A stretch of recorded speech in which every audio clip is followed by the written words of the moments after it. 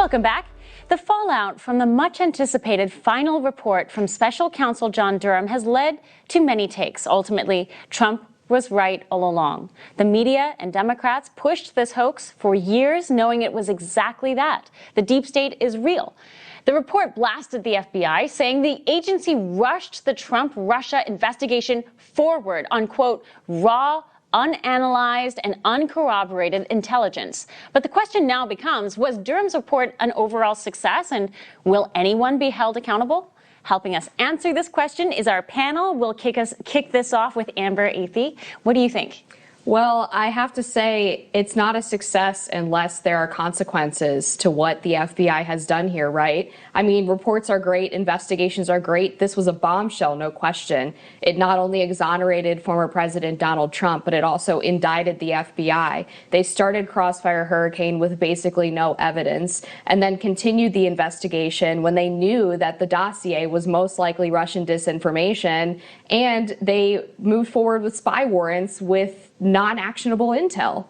So the whole Crossfire Hurricane investigation was obviously a joke. But again, if this doesn't lead to people at the FBI being held accountable and processes changing, then it's not a success. Perfect tee up to Congressman Eric Burlison. You sit on the Oversight Committee. Your colleagues are looking into this. You've been looking into this. What is the next step?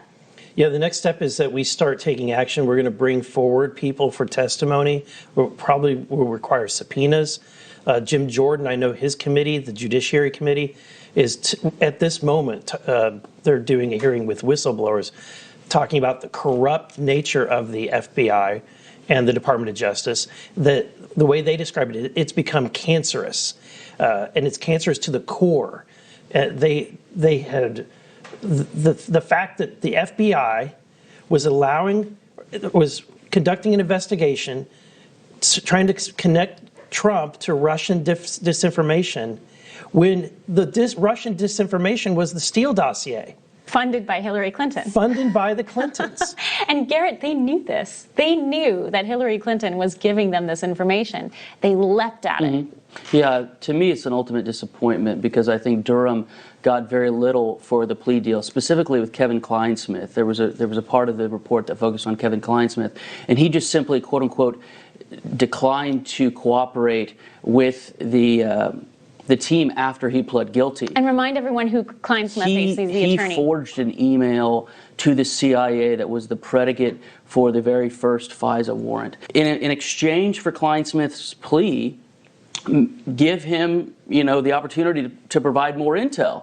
We got very little out of this, and I think the juries were biased, especially against Sussman. I mean, his kid played sports with one of the jurors' children.